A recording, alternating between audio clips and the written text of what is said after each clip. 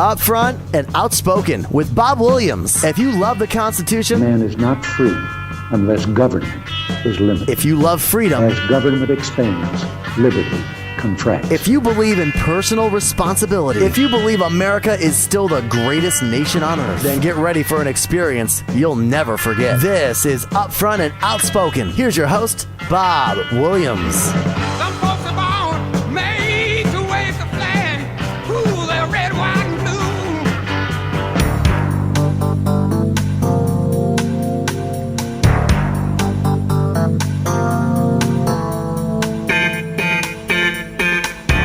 And good morning. This is Upfront Outspoken. Of course, I'm your host, Bob Williams, with you here on this, yes, Friday. It's not any particular Friday. It is Friday the 13th. So if you believe in bad luck, you want to stay home. On the phone with me, yes, all the way from, Nashville, I'm assuming. All the way from Tennessee, at least, Mr. Alan Ladd. He is a producer. He's a management. He hands tour management. Great guy to talk with. Alan, welcome to the program. Glad to have you. Good morning, Bob, and good morning, Oklahoma. Wow. So what's it like over there in Tennessee right now? Cold, warm, what? Well, we had some flurries yesterday, and of course here, when you get the flurries, you have everybody rushing to the Kroger to get their milk and bread. So, and I was actually one of them. I went out to the store about 9 a.m. yesterday.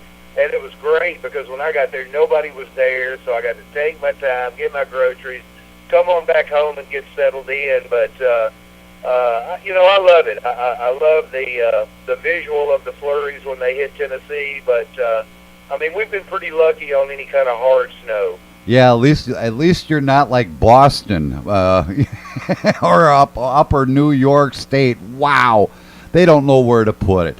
Now, Alan, the reason I want you to come on is because what it is, I want to get your impression first off. What is it like to be working with such great artists like Mila Mason and Chris Gantry? What's that like? You're working with legends here. It's real funny how it happened. Chris actually came out on the cover of Nashville Scene magazine January of last year, and Nashville Scene is a very respected magazine here, and he was on the cover of it. And I remember, I book shows. I do my own event called Nashville Flipside, and I'm always looking for something edgy. And I started reading the article, and I'm like, oh my God, this guy, So I reached out to him on Facebook, and we became friends on Facebook. And then it was probably another 2 months till I actually met him, but I kept offering him shows. Hey, I've got this show coming here. Do you want to be a part of it? And Chris would read the email, but he would never reply. So I started to learn about him, and then finally I had something come up in East Nashville. And East Nashville right now, Bob, it's happening. It's popping. It's like this, it was like the Seattle movement with the grunge, but this is more, we have a great Americana movement coming out of East Nashville. And so I got a venue over there that wanted me to bring my show there, and I asked Chris, and when I emailed him, instead of just reading it and not replying, he answered back to me and said, yes! And I was so shocked, I emailed him back and I went, really? In capital letters. And then we met. And, here you are, you've got a legend like Chris Gantry, the man who wrote Dreams of the Everyday Housewife, the man who wrote Allegheny that Johnny Cash covered, the man that played guitar on Chris Christopherson's The Silver-Tongued Devil. And nobody's representing him. Nobody's picked him up. There's a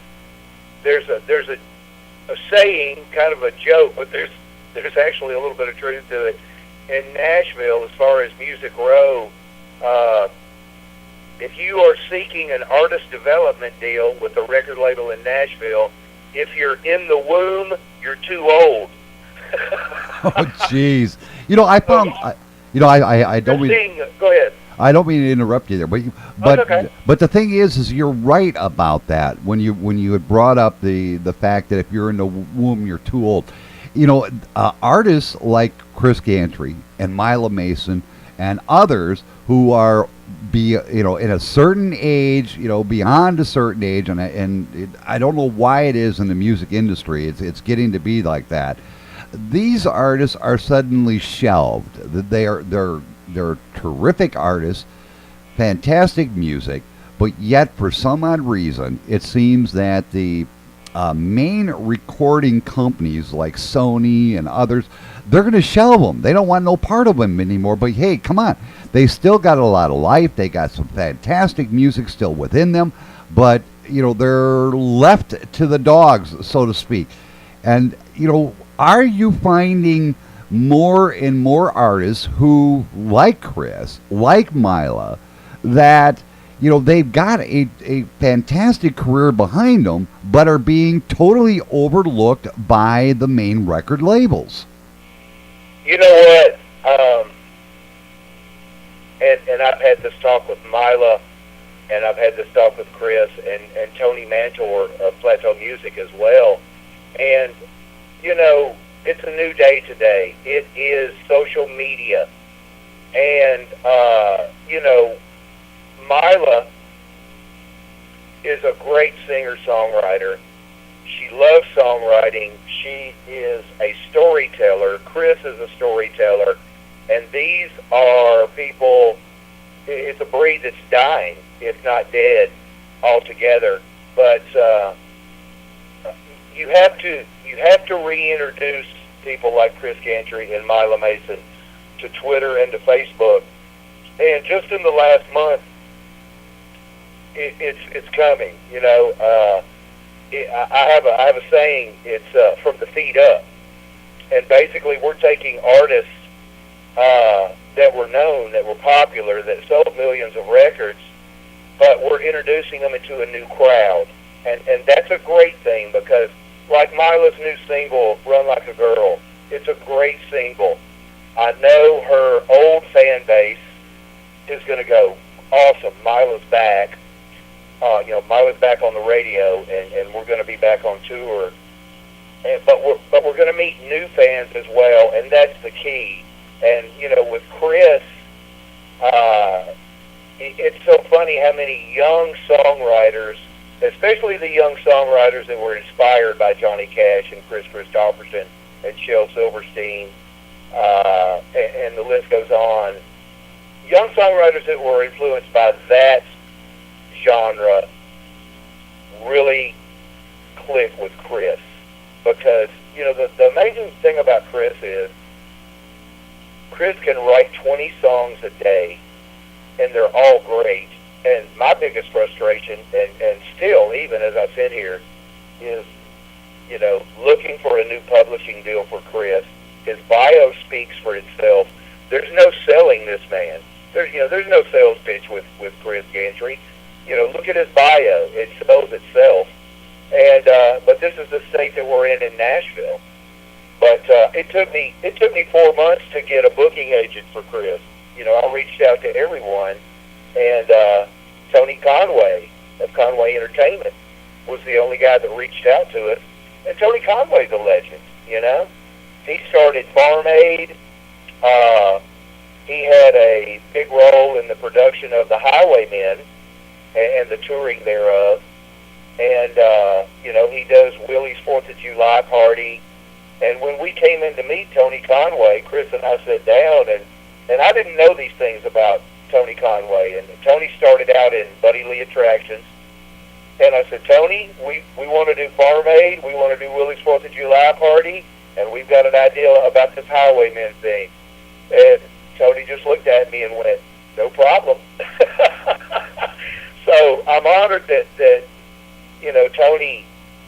Tony has a futuristic sight on what he can do with Chris. And the thing is he said something that really was profound and that I was feeling, but when you hear somebody say it, you know that you're not crazy, and that was, there's a revolution that's coming to bring back true traditional country music. You know, the bro country thing. Anybody with any intelligence, you know, how much can you listen to that before you're going to go back to the essence of country music, which is storytelling? You know, Chris brought it up so very clear to me the other day when I had a chance to talk to him. And he said that today in Nashville, the storyteller, and like you said yourself, has been put basically on the back burner. What goes on is you get a bunch of kids together in a room, they pump out a song, you hear, you know, I've heard it over and over and over again. In 90% of the music coming out of Nashville, it's the same chords, it's the same theme, you know, being drunk, being in a bar, you know. The essence of real country music, the storytelling, is in fact missing from today. And I'm glad you said that there is getting to be this revival of the real storytelling, the real heartfelt Nashville that we have been missing for so many years. Now, when you are, you know, when you book venues for, you know, people like Mila and for, you know, Chris, you know, what are some of these venues telling you the second they hear the name Mila Mason or Chris Gantry? What's some of the feedback you've been getting? There's an excitement in the air right now about Mila's new single, and Mila, you know, Mila doesn't like the word comeback, but to her fans outside of the state of Tennessee, it is a comeback. She's getting on the radio. We're going to be touring, and it's a great thing because artists with the integrity of Mila Mason never die, you know, and they may take a few years off and they may hone their craft, but, you know, as we've all talked about in the Plateau Music Camp, America loves a comeback, and you know, in essence, it is kind of a comeback, and I honestly think it's going to be a successful one. And you know, I'm tickled to death, and I'm honored to be on board with this group. I'm just, you know, every day I try to make myself worthy, you know, to that camp, and it's working, and I'm tickled to death. And the great thing about Chris is, I've booked local artists here in Nashville for 7 years, going on 8 years now. And with every artist that I try to book, it doesn't matter if you've never heard of them or they have a name. I always try to go to media with the show, radio. I try to get interviews. I try to set them up on podcasts, because it promotes them as an artist and it promotes the show as well. And if radio or certain media has never heard of them, I don't get a reply. But with Chris, when I'm trying to put Chris in a venue and try to pick out the artists that's going to complement the type of show we're delivering, every reply I get is like, Chris Gantry? Yes, I'm there. Yes, I'm there. Well, I've got this, but I'll cancel it. I'm there. And I'm like, wow, how nice is that, you know? You know, the thing, one thing I want to bring up, you know, as a producer and as working with these great artists, you know, years ago, and this is probably long before your time. You still look like a young buck to me yet. But it's Photoshop, Bob. Photoshop. Well, if they did that with me, forget it. It would never look like me. But anyhow, the question I have is, years ago when I first got into broadcasting at my little bitty radio station in Wisconsin, you know, we had artists that would come in, hand us a 45, and say, hey, could you give it a listen? And if you think it's worthy, could you air it? You know, and if I liked it, I'd spin it. Obviously, I mean, that was even when Kiss was first starting out. I remember Paul Stanley walking up to me one day and says, "Hey, you know, we're starting out. Can you give it a listen? I liked what I heard, and look where Kiss is today. But the over the years, however, that's all changed. We're getting this. I want to call it basically a factory mill of records coming out, and you have some brass in, say, Los Angeles or in California. I mean, not like California, Los Angeles or New York, telling some DJ in let's say Dallas, telling this DJ, well, you're going to be playing this. It seems to me that we as DJs, our ability to listen to this music and present it to our listeners, who we know are listeners, not some guy in California or New York. Have you seen that same trend? I mean, is it extremely harder today to get a record spun than it was years ago? It's ridiculous today, and I was talking with Tony Mantor about the difficulty I was having in getting Chris a new publishing deal, and he said, getting a publishing deal now is as big as getting a record deal. But with that, the old saying, there's more than one way to skin a cat, and so technically we're indie artists out here flying by the seat of our pants, and we are creative minds creating a new way to get the music out there, and that's what you've got to do. The days of taking your artist through every honky-tonk in America for 10 years to become a quote-unquote overnight success are gone. That there's just different ways to do it, and if you know how to work social media, it surely helps. The other thing I'm glad you mentioned up about the independent artists. It seems, for me, from being on this side of the microphone and listening to a lot of these independent artists, of which we air many here on our network, it seems that Nashville and the world has forgotten that the true essence of any music industry, and I'm going to put it that way, of any music industry, is the independent artist. And yet there are such fine artists out there, like you said, like Mila Mason and Chris Gantry, among others. Yet, for some odd reason, Sony and all these guys, well, I don't know, they're just too old for us. We can't get our mega millions out of them. Well, to me, they have forgotten where music started, and that was the composers, the independent artists. Are we seeing a resurgence of the independent artists coming into mainstream, or do you see that's kind of like, oh well, shit happens, we'll get around to it if we get around to it? I definitely think there's a resurgence. I mean, because there's power in numbers, and as your music rose across America, produce what they're producing today. They're leaving more independence out there, and we're rallying against the troops. I book artists every day that you've never heard of, and they're fabulous. We have R&B and soul artists here that are just as good as Lauryn Hill. They're just as good as Marvin Gaye, and but along with that, you have to have a powerful management team behind them to push them.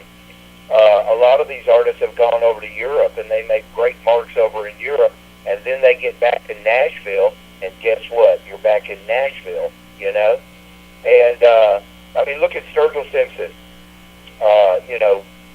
relatively East Nashville artist, just got signed with Atlantic, which is great for everybody here. So it proves that you can get in, but the key words here with guys like Sturgill and some of these other artists out of East Nashville, song power. These guys have song power, I was watching, years ago, I was watching The History of the Eagles, Part 1 and 2, And to be honest with you, I was a rock and roller as a kid, and I was a drummer, and I really wasn't into the Eagles because they just didn't rock hard enough for me. I was like you. I was that Kiss guy. Kiss was the second concert that I'd ever seen in my life, and I think it was 1978, and it was $12. And we were like, $12? Oh, my God, that's a lot of money for a concert. And look at it now, to go out to a concert today, you're going to spend $150 to $250 if you take a date with you. But I was watching the history of the Eagles, and their manager mentioned that word, song power, and it made me really respect and love the Eagles on, look where these guys have been, look where they started, look where they're at now. And, the songwriting powers of Glenn Frey and Don Henley, it's amazing. And I think if you hone your skill as a songwriter, you can't be denied. And yes, you're going to knock on a lot of doors, and you're going to be told no a lot. But if you keep on, you're going to get in there. And that goes in the music business and in life in general. We're told no every day. And I've just learned to accept it and brush it off my shoulder.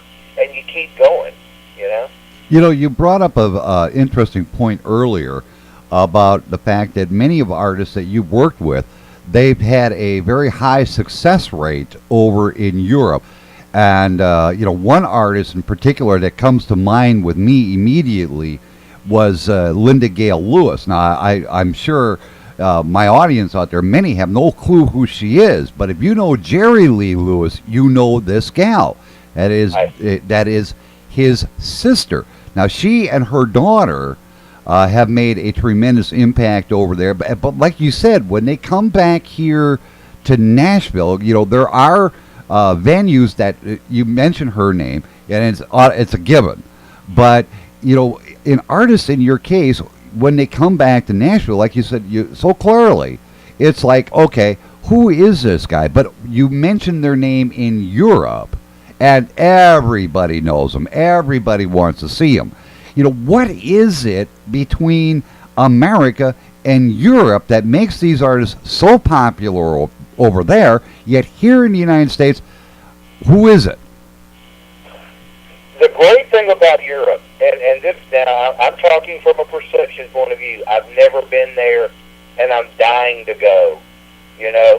Chris and I have had talks about, Chris, you strap that acoustic guitar on your back, and I'm going to bring a cajon, and we're going to set Europe on fire. Europe doesn't put things in a box, and we're quick to do that, especially here in Nashville. Well, what is it? Is it a traditional country? Is it a contemporary country? We've got to put things in a box here, and it seems like the general consensus of the UK is they love music, period. And I've seen a lot of artists go over there, and they talk about how great it was. And now you got to remember, these are independent artists that don't have a record label. They have nobody financially backing them. They get themselves over there. They don't have guarantees. They don't have hotels. But this is the true essence of the spirit of a musician who loves what he's doing. They're playing from pub to pub to pub. Sometimes they're booking themselves on the fly, and they're selling their CDs. And they get back home, and they bring back home the money that they left with, if that. But they've made a mark over there, and they've made friends, and they've made contacts, and they sold some CDs, and hopefully that'll be stronger for them when they go back, We've only got a couple of minutes left here, Alan, and I do want people to be aware. How can people contact you? How can they contact, if they want to know more about your publishing company, how can they go about this? You know what? Unfortunately, I'm one of those guys that's on Facebook all the time. You kind of sound like me when I'm off air. You know that. Well, the thing is this. I book shows, and 75% of my paying audience still comes off of Facebook. So it's a medium that I still use. There are days I just hate getting on it, but, you know, it's funny now.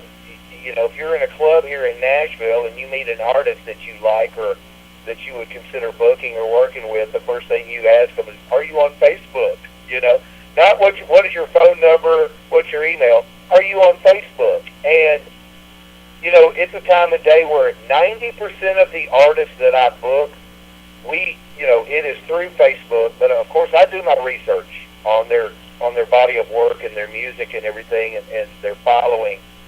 But 90% of the artists that I book, I don't meet them till the day of the show. So how do they reach you on Facebook? On Facebook, I am initial B, Alan, A-L-A-N, Ladd, L-A-D-D. There you go. You can Google Nashville Flipside, 2 words, Nashville Flipside, and I'm going to come up in the mix there. I'm real accessible. Alan, it's a pleasure. It's been a pleasure. I got to get you back on because there were things that I wanted to ask you, and what can I say? 30 minutes goes by too damn fast when you're having so much fun. But I want to get you back on. Yeah, you up to it? Oh, I'd be honored, man, and I just wanted to thank you for helping get Mila's new single, Run Like a Girl, in rotation out in Oklahoma. Everything matters. Every single independent radio station that we can get this new single on, it matters. And what you did, Bob, was huge. And when we make it out to Oklahoma, I'm going to have front row seats for you and your wife. You know something. You said, just Oklahoma. You do realize we're heard on 21 stations across the country and 400 affiliates worldwide. You do realize this, right? I like that, man. There you go. All right, Alan, stay on the line with me for just a minute. And everybody else, I'm going to take a break right here for the news. And when I come back, both Fred Brower and Jonathan Wolfman will be with me. Stay tuned. This is going to be an interesting morning.